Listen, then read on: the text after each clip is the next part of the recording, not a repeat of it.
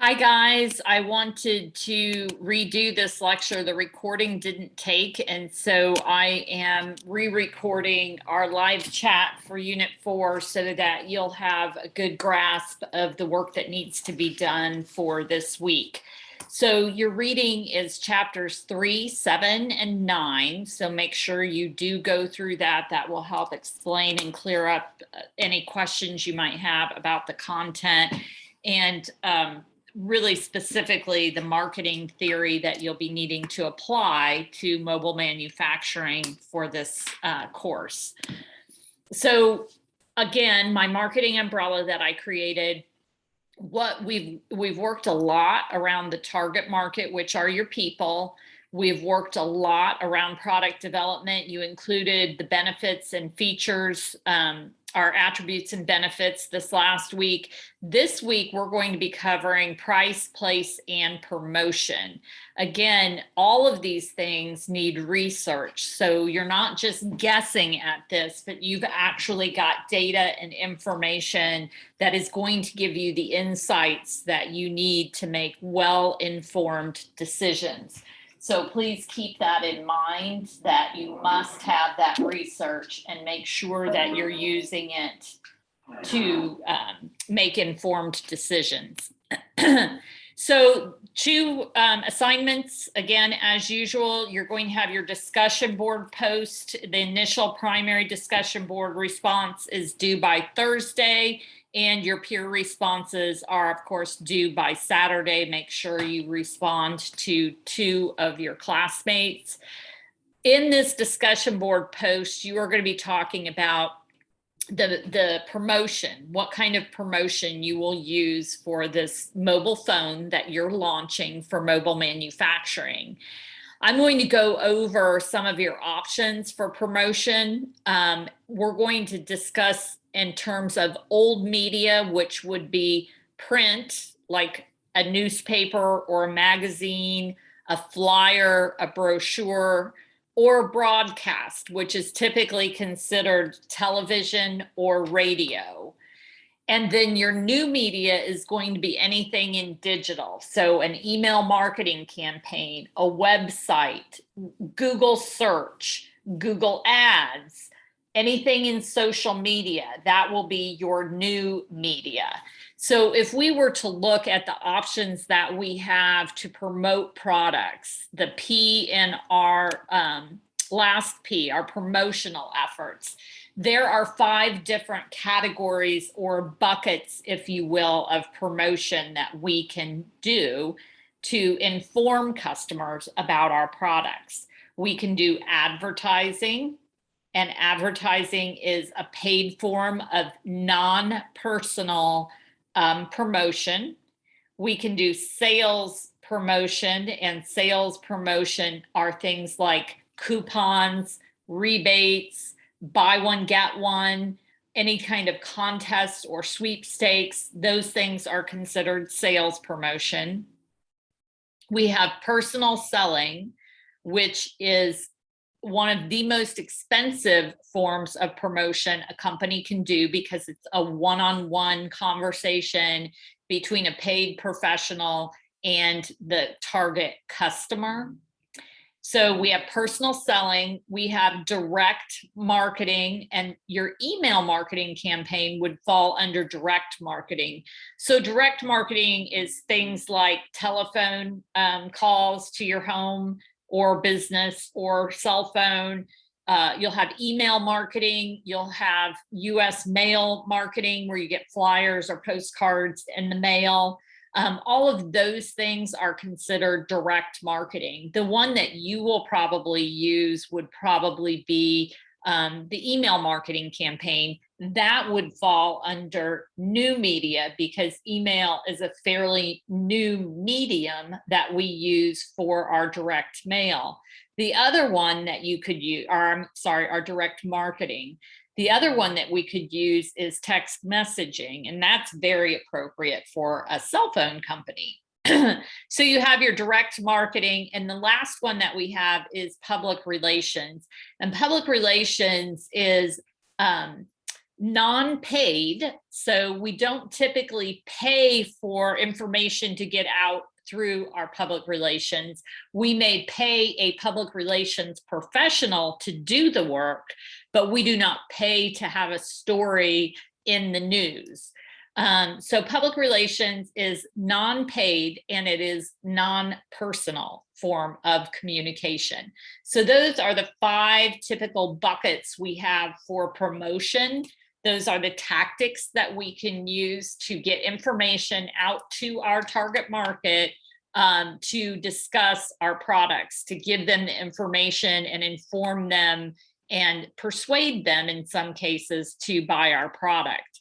So what you're going to do for your discussion board is to talk about the old media options that you might consider for mobile manufacturing. You're going to give examples. Make sure that you apply the information to mobile manufacturing. Don't just explain what old media is and explain what new media is, but talk about old media and the options that mobile manufacturing might use for their promotion of this new mobile phone. Then you're going to discuss new media and you're going to talk about the digital, the email marketing, the website, the Google search, the Google ads, the email marketing, all of those things that mobile manufacturing might use for new media. And then you're going to make a recommendation of the mix of old and new media that you believe mobile manufacturing should use to launch this new mobile phone.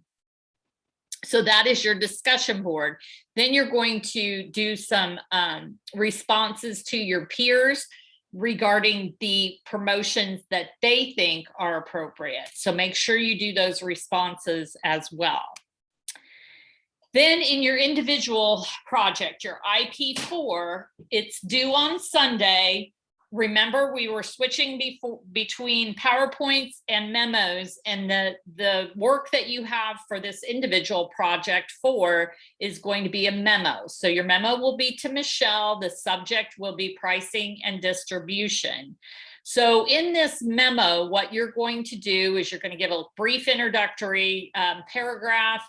We need to discuss the pricing and the distribution.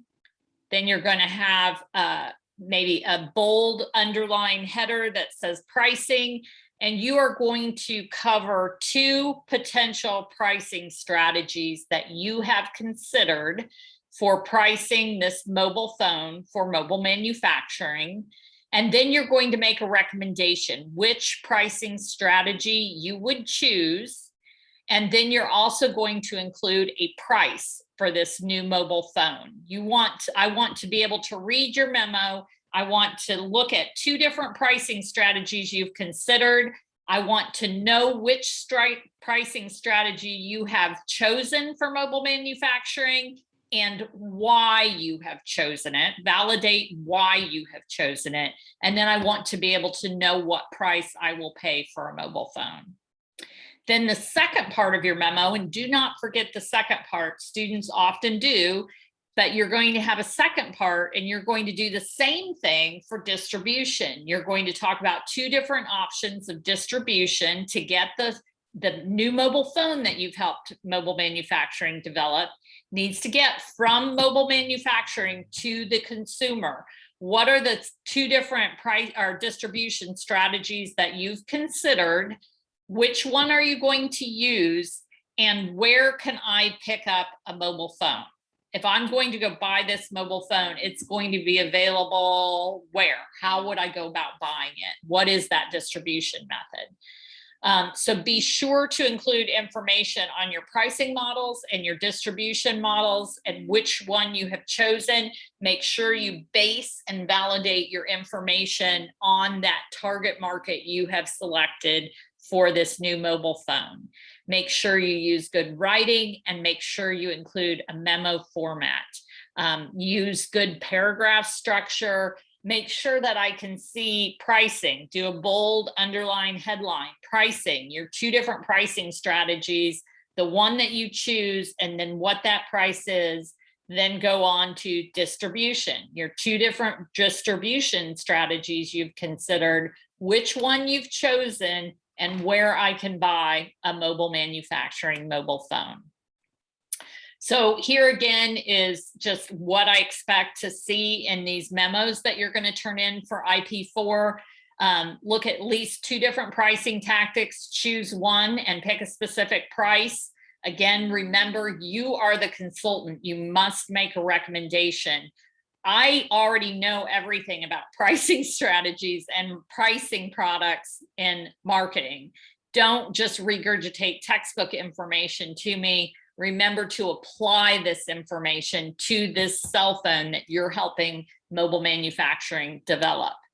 Same with your distribution. Where will the customer buy the product? How will mobile manufacturing get the product from the point of distribution into the hands of the customer? You are the consultant. Make a recommendation. Use outside resources. Make sure you have end of paper references and in-text source citations to back everything up. That must be included. So when we look at how we do pricing to understand, and you'll have a lot of this information in your textbook, but small companies, usually it's just the boss decides on the price. When I go in and I price products for my coffee bar, I just look at my costs. I look at what price my customers can bear for the market that I'm in, and I derive that price for those products. I also consider my competition. In large companies, you're going to have more people involved. You'll have divisions and product line managers, so that has to be taken into consideration as well. How should companies price? Primarily, you need to understand the consumer pricing psychology. How much do customers want to pay for a product? What else do they consider when they're looking at that price of that product? You have indirect competition and you have direct competition. They're going to consider that when they look at the price you're charging for your products. So we need to have a really systematic approach to how we set prices, how we might change those prices, and look at all of the factors when we determine that price. Some steps in setting a pricing policy: you need to select the objectives, determine the demand for your product, estimate your costs, analyze your competitors' costs, prices, and offers, select the method that you want to use for pricing, and then set that final price.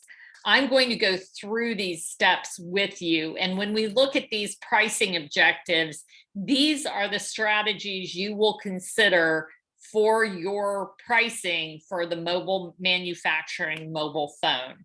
So some of the pricing objectives we might look at are survival. I might just want to price those products to cover my costs and survive in a particular area. That can legitimately be a strategy or a pricing objective that you use, survival. You may use that for a certain period of time and then switch to another one. You may use that for a product that you're providing to the market, but it is not your primary source of income. So survival is definitely a strategy. We might do maximum current profit. You might want to realize as much profit as you can for a certain period of time.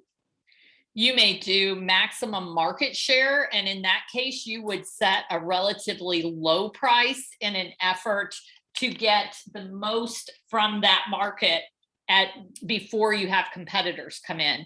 So if you set a low price, you'll get the majority of customers come to you for your product, and you can make that happen for a fairly significant amount of time before competitors come in. The thought process is once they become customers, you can keep them as customers for life. We also have maximum market skimming, where we are going to set a low price or a high price. Maximum market skimming, we're going to set a high price. We know that competitors can't get into the market for a fair amount of time, and we can get as much profit off of that market as possible before those competitors come in. You'll often see a strategy like that when Apple puts out their iPhone. Before the competitors make a sort of a similar phone, iPhone charges a very high price, gets as much money as they can off of that market, and then they will drop that price a bit later. We also have product quality leadership. Remember last week when we talked about points of parity and points of differentiation, and we discussed that you can't have a high quality product at a low price. So if your product is, if you're claiming to have the highest quality, you are going to have to charge a high price to go with that. If you want that product quality leadership status, you'll have to charge money so that customers feel like they have quality. There are other objectives, but these are the primary ones that we typically consider when we set price. The other thing we look at is economics. If you've had an economics class, then you are very familiar with supply and demand, and you're very familiar with inelastic and elastic demand. In an inelastic demand situation, you will have very little change in the quantity of product demanded when you have a shift in price. So in other words, customers don't really notice the price of the product that much, and the price that you charge for the product doesn't do a whole lot to change that customer's demand for that product. When you look at elastic demand, you will see a huge change in the quantity of product demanded when you change the price of that product. Always good to know if you have an inelastic or elastic demand when you set those prices, because changing the prices will have an impact. I'm not going to read this slide to you. You'll be able to look at this and tell the factors that help reduce price sensitivity. So look through this list, understand where this cell phone technology is on this price sensitivity spectrum here, the things that impact it, and know what the price sensitivity is for your customers, the target market that you selected for mobile manufacturing. Part of what goes into pricing a product is the costs. So we have fixed costs and variable costs. So when I look at setting the price for the coffee that I serve at my coffee bar, I have to consider my fixed price, which is going to be my rent. Generally, that's probably rent, insurance, those kinds of things are the fixed costs. My variable costs are utilities, supplies, payroll. The more I can spread my fixed and variable costs out over the number of units sold, the less expensive it is for me to sell those products. So if I sell a whole bunch of products, I'm obviously going to make more money, and I'm making more money off of each unit I sell, if that makes sense to you. So if I only sell 1 cup of coffee and I've got both my fixed and variable costs, my fixed costs don't change, my variable costs change. I've only got 1 product to spread that out over. I'm probably not going to make much money, but if I can spread it out over 200 or 300 cups of coffee today in a day, the fixed and variable costs combined, which give my total cost, give me a reduced average cost for the more product I sell. And here you can see a chart that shows how that is based. When we look at adapting price, there are several strategies. We have discounts and allowances. I'll let you have this slide to really look at the discounts. Typically, we give manufacturers will give a discount to their retailers or wholesalers. We often give quantity discounts. The more product you buy, the less it's going to cost you on a per unit basis. We'll give functional or trade discounts.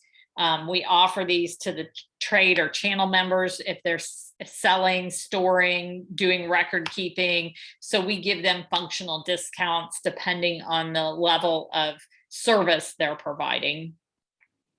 You see seasonal discounts. You've all experienced those with hotels and airlines. And then we have allowances. So a manufacturer or wholesaler may give an allowance to a retailer in an effort to get that retailer to really promote the product. If they're doing ads that are going out in mail, or they may do something to create some kind of in-store display to get the product awareness up for customers that are coming into their store. Trade-in allowances. If you've ever bought a car and you trade in a current car that you have, that's a trade-in allowance. Dealers use those to get you to come to their dealership and buy from them. And we have price discrimination. So customer segment pricing, different customers getting charge different rates. You may look at like a senior citizen discount as part of a customer segment pricing. They're getting it at a lower or reduced price. We have product form pricing. You may get a product in a different way than another customer. I do that. If you come in and you get a cup of coffee from me and it goes in my disposable cups, it's going to cost you one price. If you bring in your own cup for a refill, you're going to get a bit of a discount on that. We do image pricing, where we price things maybe a little bit higher because we want to have that image of a superiority or selectivity. Channel pricing, I can buy the exact same groceries at the grocery store I really like, which is my Publix grocery store, and I'm probably going to pay a little bit more for those products, and I can buy them more cheaply if I go over to Walmart. So that's the difference in pricing in the channel members. And then we have location pricing. Sometimes if you're going to pick your product up, it's going to be one price. If it's delivered, it's another price. I just did a Costco delivery to my home because I did not have time to go to Costco. It would have been cheaper for me to go to Costco, but when I had to consider my time, it was much more cost effective for me to have that product delivered, but it costs me a little bit more to have that done. We also have time pricing, where you'll see that if you buy something at one time, it might be one price, and when you go to buy it at another time, it's going to be a different price. You'll see that a lot with airlines. I took my kids to Colorado for fall break a couple of years ago. It was right in the middle of COVID, and I got round trip tickets from Tennessee to Colorado for $50 a piece. My dad decided he wanted to go with us, and I went back in 3 days later, and the tickets were $350 round trip. So that's an example of time pricing. Now on to our distribution. So distribution is either, here are your two options that you'll include in your memo to Michelle for mobile manufacturing.